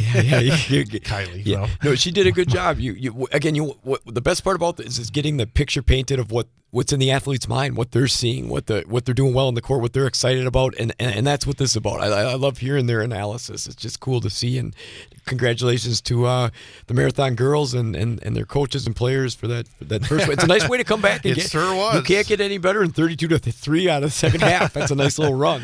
It's nice to go on the bus back home for about an hour after a nice win like that. And it builds into the next game. And I think real quickly, I wanted to ask her about, because, I mean, they had such a young, inexperienced this team a year ago. Yeah. That sometimes when you do, you want to learn, but I mean, at whatever level, sometimes you hear about an NFL quarterback, great talent, but if you get pounded on all the time, you lose your confidence. And I think sometimes that's a thin line between getting that experience, but also losing a little bit of confidence. And that's why sometimes they'll have a younger player that'll stay down at the JV level to get positive experience. But also they also say, well, maybe come up. So again, you've been around it long enough where confidence is a vital aspect. I've seen it both ways. I've seen where it's gone through the roof for the kid when you bring them up early, and I've seen where you've kind of shattered it and you're trying to either do damage control or sometimes they can't. Unfortunately, they can't even recover. So I think you really got to tote the line and figure out what type of mentality that kid's going to have to be able to endure that if you decide. And I don't always think there's anything wrong with waiting if you can. Right. When they can develop and have their time a little bit when the time comes. Well, let's talk about some of the games last night and just to get a very early taste of what's going on, because last night was the first night that girls basketball could play regular season games. Two teams from the Wisconsin Valley Conference were in action. Wisconsin Rapids, who I think is expected to be a much tougher team this season. They got a little bit of firepower back, and they faced an always tough Neenah squad, and Neenah defeated Rapids 55-45. Kristen Ratke had 17 points for Rapids. Gabby Neilitz, 12 for the Raiders. Rowan Klesmith had 35 for Neenah. They always seem to have one of these girls that's able to fill it up. And, of course, I'm trying to remember the name. Allie Zabel? Zabel, yes. She's now at UConn, and she's actually been playing for UConn too. But for Rapids, I think, again, they have a couple of those girls that have a little experience. They've had some bumps in the road, but I think they have the potential to move up in the WVC. Well, I think they got to be feeling good about themselves. Neenah, it's not like with that type of scoring, they didn't reload another girl, and not maybe type of Allie Zabel Division I Connecticut caliber, but enough that it's something to build off of, and we're getting into that Valley schedule again where they start loading up with these non-conference teams that they might see later on in playoffs, and I think you can build something off that 10-point lead, and they were hanging in the middle of the pack at 6-6 last year, expect to make some movement, and those kids get experience and some time, and you kind of filling up to the top as fast as you can. Merrill fell to Stratford, 71-35. Carly Pankratz, 21 for Stratford. Emily Zolke, 16.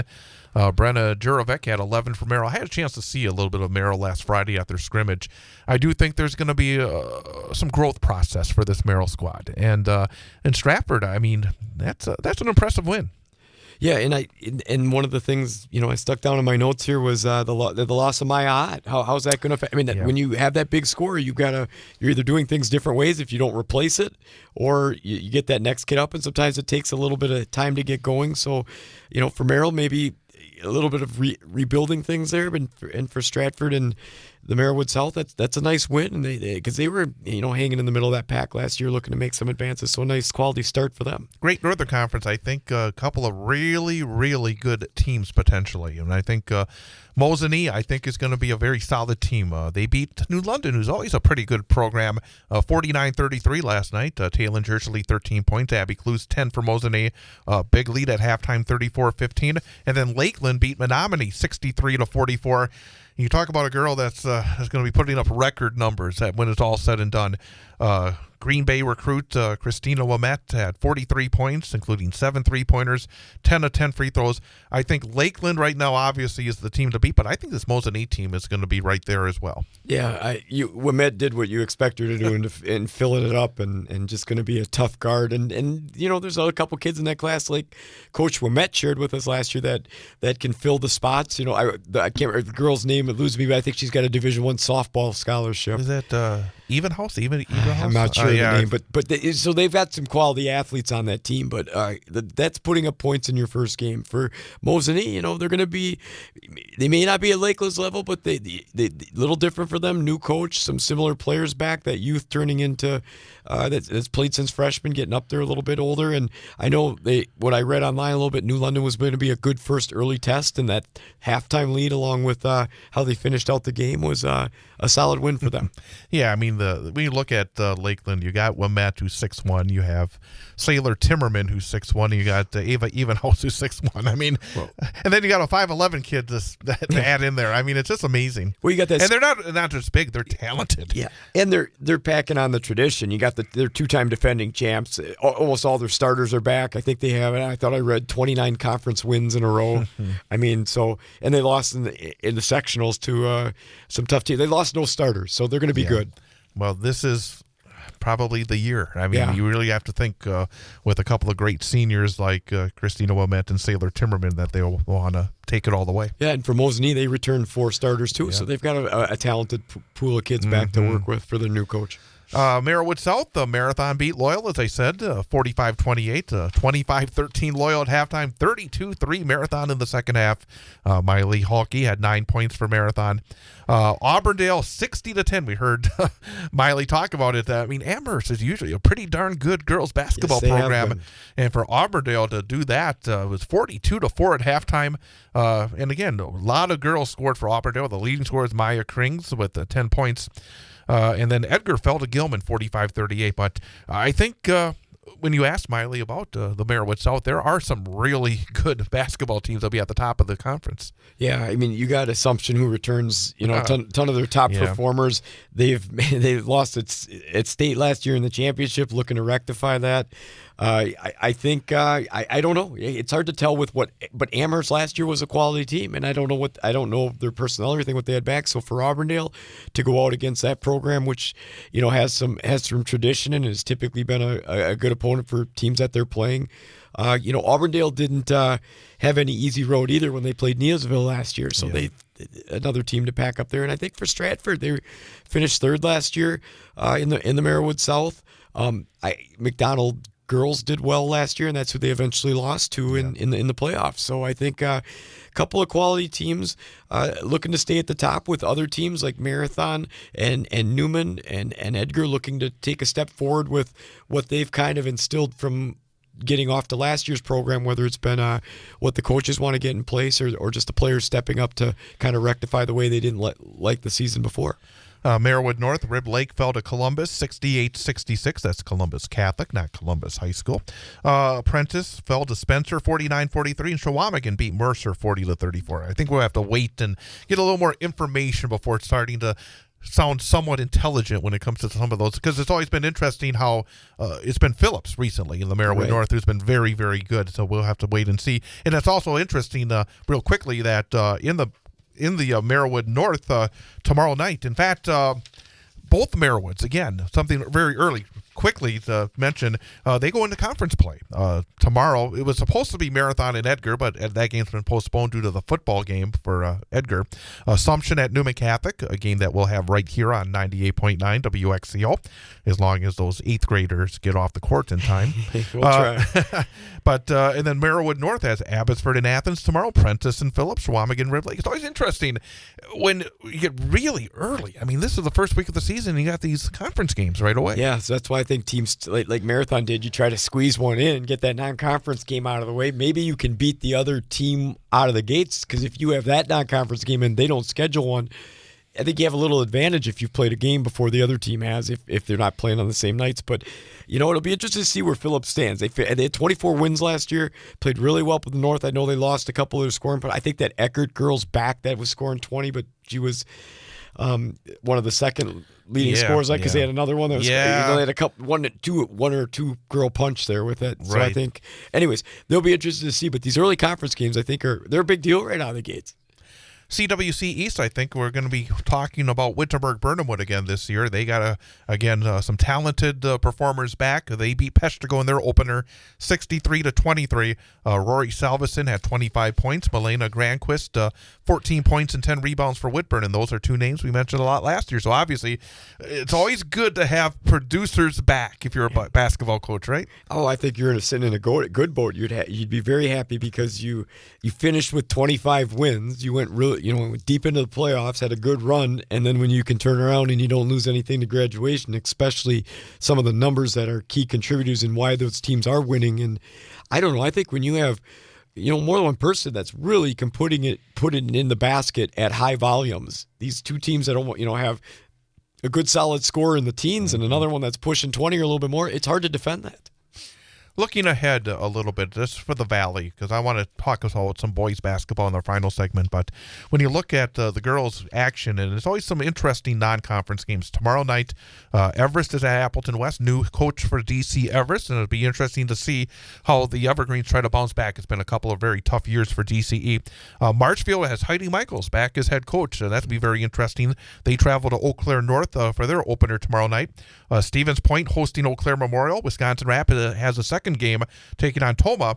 And then on Friday, I'll be at the Wausau Westfield House. Nina, again, we've talked about Nina against Rapids. Nina, in fact, Rapids last night, Wausau West on Friday, and then they play next Tuesday against Marshfield. So they're almost give them an honorary Wisconsin Valley Conference membership after the first 3 games. Wausau East on Tuesday will play their first game against Gillett. I've been hearing that they don't have a lot of girls. There's going to be a very, I think, a challenge for Wausau East. But it's always interesting to see these Valley teams when they play the non-conference, because often they are facing teams that potentially are part of a playoff bracket. So these games do have meaning, even though they're very early and non-conference. Yeah, it's a big deal leading into those games to try to get I don't know if you're trying to get a pecking order, so to speak, a little bit to see where you stand when you run into these teams in February. And see, I kind of like it because it's like a self-test, and then you can, when you run into them again, you know where you stand. What do you have to work on? What do you have to do? Can you do it? It's that learning process of getting a marker of how good you are compared to the team you're playing. And I think for these teams that are playing teams that are outside their conference right away in their playoffs and jumping around with the Apple, to get that different competition in the state, that's what happens in the playoffs the farther you go. So if you want to do that, you're going to have to beat those teams that are farther away from central Wisconsin. And also, I think of note coming up in the next week that we'll be talking about next week, Lakeland challenging themselves. We talked about this last year. They did this last year. They're going to that Beaver Dam event again this weekend. They have Westosha Central on Friday and then Wanakee on Saturday. So again, for a team that has the high expectations, I think that's very smart for Coach Wimette to have these games on the schedule. Yeah, you definitely have to, because you've got to go out and challenge yourself early on, and the strength of the schedule within that non-conference schedule, I think, goes a long ways. And sometimes in the immediate moment, you might not feel it, you might not know what's going on, but that battle test moment early in the season is going to make all the difference once the playoff time rolls around. And also of interest, I think, again, the Merowith South, they have the Assumption-Newman game on Thursday, and then 3 more conference games next Tuesday. Newman at Auburndale, Marathon at Stratford, Edgar at Assumption. I think that's the case, though. It has a feel, again, we could be wrong, it has a feel of maybe the top 3 teams playing host to the teams that will be trying to fight their way into the top 3. Well, again, being repetitive, saying the same thing, just good to test and see where you're at. So I think, if you had the early preseason predictions, those teams, Assumption, Auburndale, Stratford kind of lingering at the top, with Edgar, Marathon, Newman trying to battle their way out and find their place. And I think the best part about it, again, is it's early on. We're going to learn a lot. Whether we win or lose, as teams are going to learn a lot. And I think that's the moment where these early games can kind of tell you where you stand, what you got to do, and what you're doing well on. It's fun to already be, feels like very quickly knee-deep into it. Yeah. I mean, the first game was last night, and we actually have, I think, some very interesting games already that people can keep an eye on late this week and early next week. So, again, for girls basketball fans, a lot to talk about. And the boys will be tipping things off early next week, and I want to pick your brain a little bit on some of the teams we'll be keeping an eye on when the season does get underway next week on the boys' side. So we'll take a 1-minute break and then come back and talk about the boys as they get set to start off their season here on the Big High School Sports Show, presented by K5 Construction on 98.9 WXCO. Are you an enthusiastic sports fan? Want to have fun and get in on the action? Heck yes, that'd be awesome. Have great attention to detail? Want to stay active? Definitely. Want to give back to the student athletes in your community? Obviously, yes! Then you'd make an excellent high school sports official. We need more officials in Wisconsin, because with no high school officials, there are no high school sports. Sign up today at highschoolofficials.com. A game without a crowd is just a scrimmage. A performance without an audience is just a rehearsal. Without your presence, high school sports and the performing arts aren't possible. Ensure that these essential extracurricular activities continue to enrich the lives of students in Wisconsin. Purchase a ticket to your local high school's game or performance. This message presented by the WIAA and the Wisconsin Athletic Directors Association.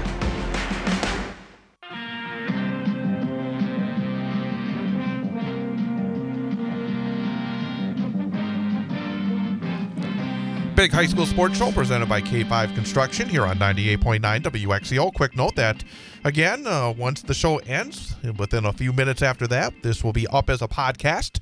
If you go to WXCO.FM or civicmedia.us, be able to listen to it on the website. Also, you can subscribe on Spotify, Apple, or Google Podcasts as well, so don't miss any of the shows, even if you don't catch it live. Boys high school basketball, again, practice is underway. In fact, I was over at Wausau West today watching the Warriors practice, and everybody getting underway this week. And Wisconsin Valley Conference, frankly, it's been a long time since we've seen a conference I think as deep as the Valley is. Going into the season, you got Marshfield, who's won, I think, 3 conference championships in a row. They're ranked number 5 in the first coaches poll. Stevens Point is ranked number 6 in Division I, so a couple of Valley teams right up there. You got Wausau East with incredibly high expectations with a great group that's had a lot of success. I think DC Everest has a really good group as well. I like what I've seen with Wausau West. I think that's going to be a tough team. They just don't quite have the height that maybe some of these other teams have, but I'm really impressed with some of the depth that Wausau West has. And then, of course, you still have the Merrill Blue Jays in their final season in the conference, and Wisconsin Rapids, who became more of an offensive juggernaut last season. This Valley looks exceptionally deep. Well, and as fans, that's what we want to see. You want to top to bottom any given night. You're not going in for a cakewalk. I mean, those make the best conferences when the bottom team has a shot to beat the top team, and it just, I think it makes it more interesting down the stretch. But I was looking over this group last year. You got Marshfield, they're going for their 4th title, in the nucleus that they have back, and Hinson and the Pole kid, Lee, and there's a couple another starter back. Spash has, I always pronounce his name. Real quickly, isn't that something when you have a multi-time conference champion and they have 4 of their starters back? Is it Chindaris? How do you say his name? Chindaris. Shadana. I can never say it right. Fortunately, he's a quarterback, so I've been talking about him for the last 13 weeks. But he's back, and they have a couple other 3 returners for them, and then they have, which could make it for a really interesting press. They have the Pacelli transfer in Jaden Aoi. And the Aoi kid, who's going to be 6'9". Cleared in January. I mean, that'll be off the transfers. That'll be interesting how that all works. They play out. at Marshfield January 10th. Yeah, like you said, East coming back with a huge scoring punch at Kaylee Garrett, Nibgezek, Everest with the depth that they have. They have Prebe, who seems, or is it Prebe or Prebe? Prebe. He seems like he's been around forever, and under his leadership. Well, maybe you'll get his name right. 4 years, yeah. But I'm just I know. But Everest has some size too, and they had a good younger group last year that's coming back with that experience. West, they're going to stand tall on that guard play. They're undersized, but they're going to come to play defensively every time. And I think, like you said, Rapids and Merrill are hanging around there, ready to take back some games. Merrill has a lot back too. Yeah, I think they're going to back. They're one of the leading scorers. Yeah, I mean, so again, I just think this conference is going to be a grinder, and from top to bottom. Right, and I was saying to somebody today, I said, West is going to beat some of these top teams. I really believe that, and I think you can say the same thing about a team like, we saw Rapids when they shoot a lot of threes. When they're hitting those threes, they're going to be tough, and I think Merrill does, and that's never an easy place to go to the Merrill High School gym. So. And what brings those conference champions time is the consistency. So it's who can figure out that consistency, that recipe that gets you those W's, especially in those tight games, where you maybe bend a little bit but you never break, and that's going to be interesting. It's going to be interesting how this all unfolds. Merrillwood South, and I always talk about these rankings for entertainment purposes only because. But you do talk about them a lot. No, not that much. Not that much. Ahead. Sometimes Go because ahead. we have 2 hours to fill. We talk about stuff. But Marathon is ranked number 1, and they're number 3 in the book for the conference. And I think being number 1 is, again, based on the success they've had. I mean, obviously a lot of respect for what Coach Jacobson and his program has been able to accomplish. But, man, they have to replace some really big talent in what's going to be always a tough conference. Yeah.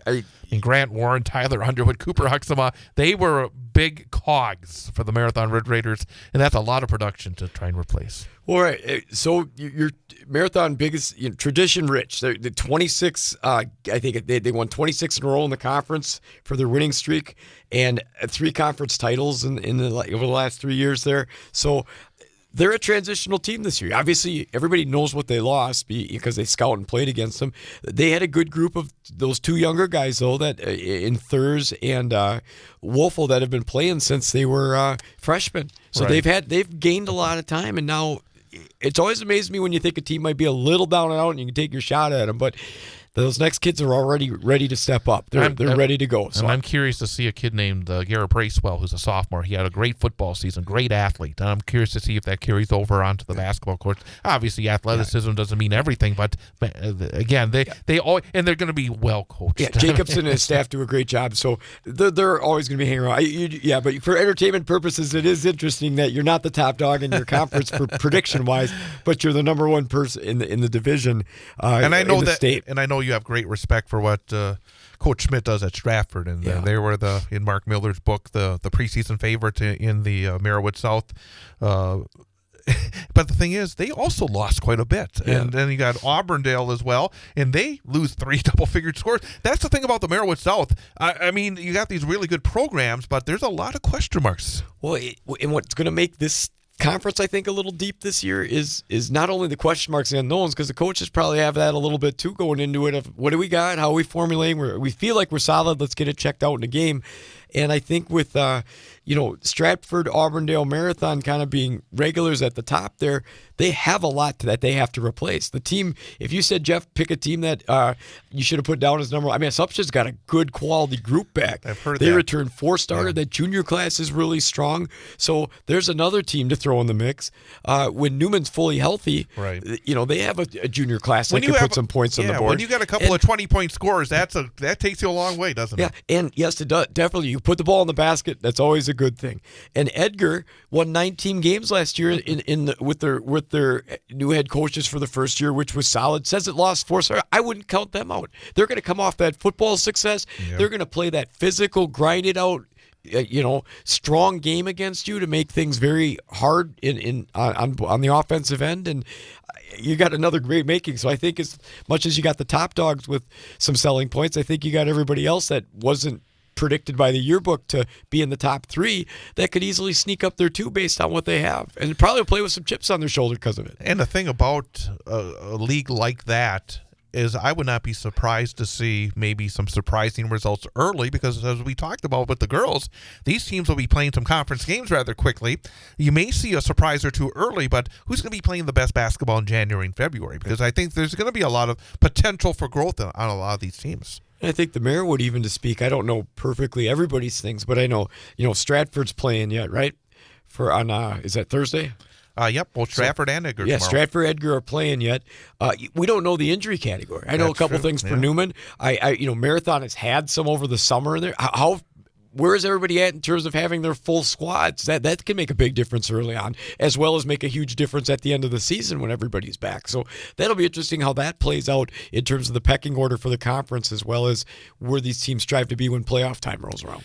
Great Northern Conference. And again, I mean, it's very interesting to watch some of these leagues. And again, we kind of lean on Mark Miller a little bit, get the book, and he gives us a lot of great information. But I just think that a lot of these predictions are, just, for lack of a better term, like assumptions based on what these programs have been. Because you got Mosinee, who was the conference champions a year ago, outstanding number of seasons for Matt Lindsay's team, but they lose all of their starters. Yeah. I mean, and again, that's such a big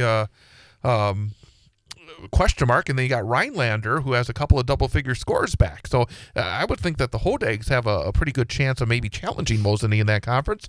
And then, of course, Medford's always solid. I mean, obviously they lose Tanner Robbie, who has been good for a number of years. Yeah. But Medford, and it's always a tough place to go into, no matter what they got. But I got to think that Coach Derek Lemons has to feel pretty good at Rhinelander. Yeah, he has Feck and Lamers back, who've been two of their guys that they rely on heavily on the offensive end.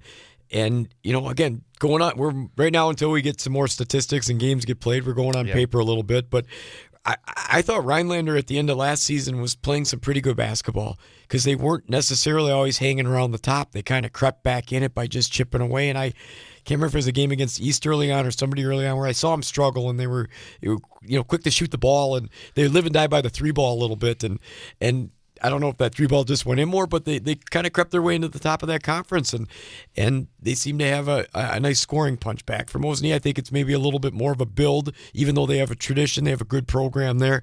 But to lose all 5 starters and then bring back Stoffel as one of their main guys for this year, they have a little bit more keys that we're going to get to see and figure out how that's working.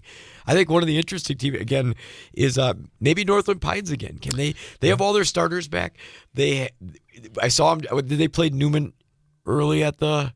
Was that last year right away? Early over at West? Last year, man. It all runs together, doesn't it? Anyways, it'll be interesting to see if they could jump in there a little bit just by having all 5 starters back. And I don't know if they'll recreate the moment of the talent they had in that one class, but it's something promising to be when you play that youthful and get it into experience. Something I want to do a little better this year is try to keep an eye on Northern Lutheran. They're obviously an area team, and they're in the Central Wisconsin North. They do have a couple of good seniors back in Andrew Wickman and Joe Oblender. They're picked behind Tigerton in the yearbook. But again, Northern Lutheran's always that interesting team because they felt like they had gaps in their schedule, and it's like sometimes it's a little bit more difficult, but I really want to try to keep an eye on what they do this season. Yeah, I think they do have. Looks like they have something back. Yeah, they have 2 of their guys. I think the coach's kid scores about 13 a game, and he's back, and the old blender, I think is how you say it, is 13. But obviously they're looking to improve on that too with a little experience. They were 7-15 overall, but 6-4 in their conferences. We've often talked about it's a great fit for them. That conference surprise, I can't remember if it was on the boys or the girls side. Did they go down in teams? Like the girls side, I know Tigerton and they got Marion 6 right now, so it's like Tigerton, Northland, White Lake, Marion, Boulder, and Gresham. I can't remember if they lost a team or 2 out of there, but the Tigerton team's interesting. Dan Hoffa's the coach there, and he's done a nice job there. He was at Pittsville when I was coaching Newman, and then moved around to a couple other schools. Rosh Holt there, but he's brought back a solid nucleus and 38-14 in his first 2 years there. Yeah, so he's done a nice job of kind of revitalizing that program and bringing it back to the forefront of that conference. You're right. It's a very interesting league because you had last year Tigerton 8-2, Marion and White Lake 7-3, Northland 6-4. I mean, obviously they all beat up a bit on each other, and Tigerton able to win it. And Central Wisconsin East, they always have to check out the Whitburn Chargers because they're always an interesting group. And if I'm not mistaken, Jet Rogowski is back, and yes, he is. 4 starters, I think, too. Yeah, right? So I mean, got Bonduel. Bonduel, what a great athletic program. They went to the semifinals in football, got eliminated in a tight game last week.